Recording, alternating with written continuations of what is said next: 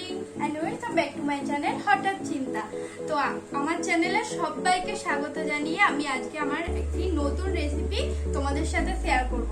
এই রেসিপিটা হচ্ছে দক্ষিণ ভারতের অন্যতম একটি ট্র্যাডিশনাল রেসিপি। চলো বানাতে কি কি উপকরণ লাগছে তোমাদের সঙ্গে আমি একটা একটা করে শেয়ার করতে থাকি, আমার সঙ্গে থাকো। আমি আজকে বানিয়ে দেখাবো তোমাদেরকে রেশম। একদম পাকা লাল লাল টমেটো লাগবে, আর লাগছে তেঁতুল ভিজানো আছে, ধনেপাতা কুচি, ক্যারি পাতা, আর একটু রসুন থেতো করা, আর এটার মধ্যে একটা আছে ভাজা মশলা, তার মধ্যে আছে 1 টেবিল স্পুন হচ্ছে গোলমরিচ, আর 1 টেবিল স্পুন হচ্ছে গোটা জিরে। এটা শুকনো কলায় ভেজে এটা গুঁড়ো করা আছে। আর লাগছে মেথি 1/2 টেবিল স্পুন, সর্ষে তিকি ভাগ, নুন, চিনি, হলুদ গুঁড়ো আর শুকনো লঙ্কা ফোড়নের জন্য। আর লাগছে হিং। আর আমি রান্নাটা করবো সাদা তেলে। প্রথমে আমার একটু কাজ আছে, সেটা হচ্ছে এই টমেটো গুলোকে প্রথমে হাতের সাহায্যে ম্যাশ করে নিতে হবে পুরোপুরি।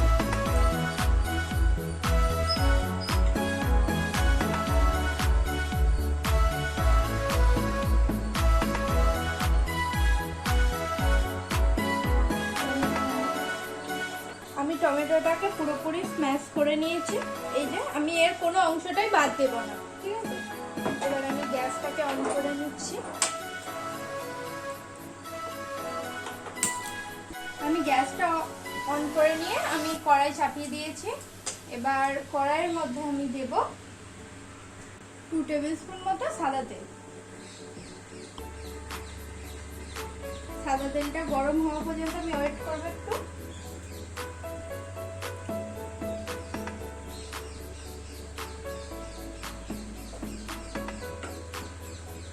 তেলটা গরম হয়ে গেছে, এর মধ্যে আমি ফোড়নের জন্য দিচ্ছি সর্ষে,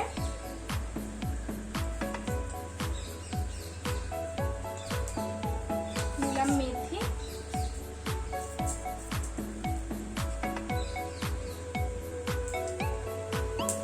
এই অবস্থায় গ্যাসটা কিন্তু মিডিয়াম ফ্লেমে থাকবে।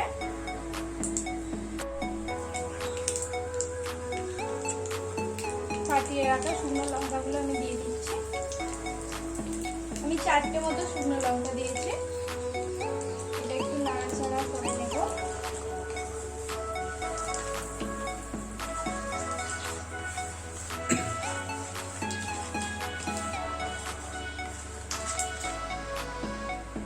এরপর আমি দেব কারি পাতা,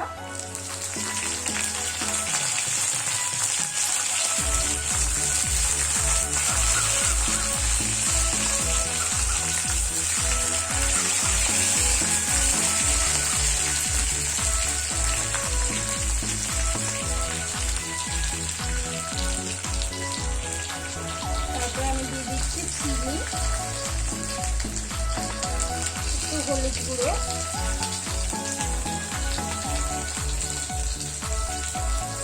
নুনটা আমি এখন দিচ্ছি না। তো আমি একটু নাড়াচাড়া করে নিলাম। নাড়াচাড়া করার পর আমি এবার ফোড়নের মধ্যে দেবো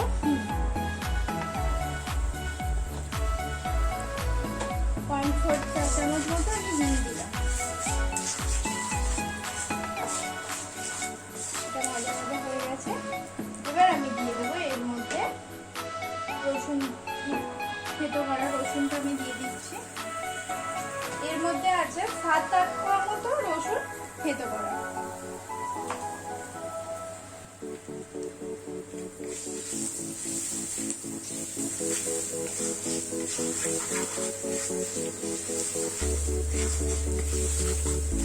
রসুনটা একটু হালকা ভাজা ভাজা হয়ে গেছে। এবার আমি দিয়ে দেবো এই ম্যাশ করে রাখা টমেটোটা।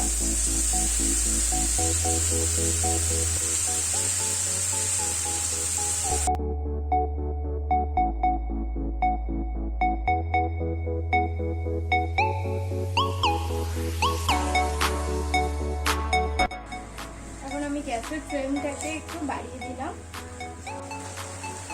এবার আমি এর মধ্যে দিয়ে দেব এই ভেজে রাখা মশলাটা। তার মধ্যে আছে গোটা গোলমরিচ আর গোটা জিরে, শুকনো খোলা ভেজে পুরোনো, আমি পুরোটাই দিয়ে দিলাম। এর মধ্যে মোট 2 টেবিল স্পুন মতো মশলাটা ছিল। এবার এটাকে সুন্দরভাবে একটু কষিয়ে নিতে হবে।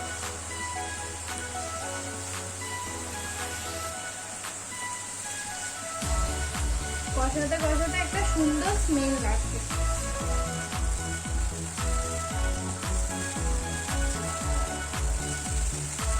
মোটামুটি আমার কষানো হয়ে গেছে, দেখতে পাচ্ছ। এবার আমি এর মধ্যে দিয়ে দেব তেঁতুল, যেটা আমি ভিজিয়ে রেখেছিলাম, এর পাল্পটা আমি দিয়ে দেবো। আমি তেঁতুলটা আস্তে আস্তে দিয়ে দিলাম।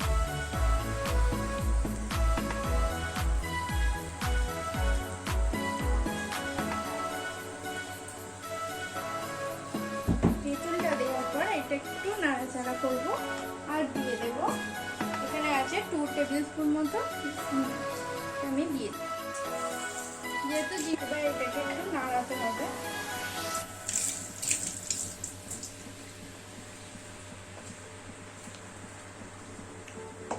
এটা যখন ফুটে উঠবে তো আমি এর মধ্যে অ্যাড করবো এবার জল।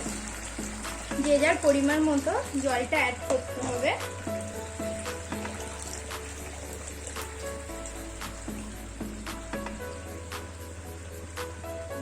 এই জিনিসটা কিন্তু খুব পাতলা আকৃতির, বেশি গাঢ় থাকে না।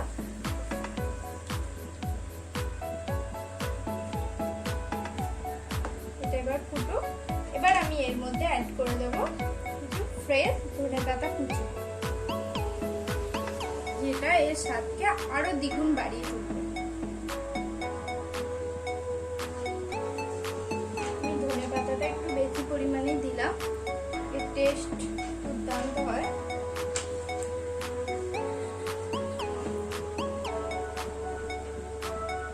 দিয়ে দেব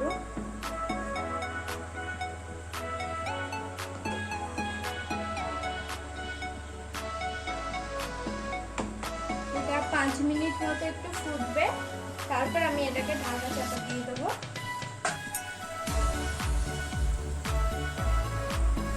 এবার এটা ফুটে উঠেছে। এবার আমি এটাকে মিডিয়াম ফ্লেমে করে দিয়ে 5 মিনিটের জন্য ঢাকা দিয়ে দিলাম।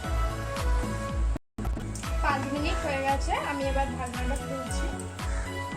একটা দারুণ সুন্দর স্মেল বেরিয়েছে, গোলমরিচ, রসুন সবকিছু মিশিয়ে। আর এটা খাওয়া যাদের সর্দি কাশির ধাত আছে তাদের জন্য তো খুবই উপকারী। নামিয়ে নেব।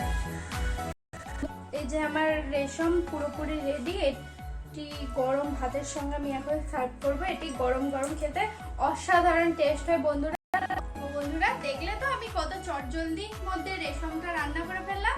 তো তোমরাও যদি এরকম আরো অন্যান্য নতুন নতুন রেসিপি পেতে চাও তাহলে প্লিজ প্লিজ প্লিজ আমার চ্যানেলটিকে সাবস্ক্রাইব করে আমার বন্ধু হয়ে যাও। আর ভিডিওটি যদি ভালো লেগে থাকে প্লিজ একটি লাইক করে দাও আর কমেন্ট করে আমাকে জানিও যে রেশমটা তোমাদের কেমন লাগলো। তো আজকের মতো টাটা, বাই বাই।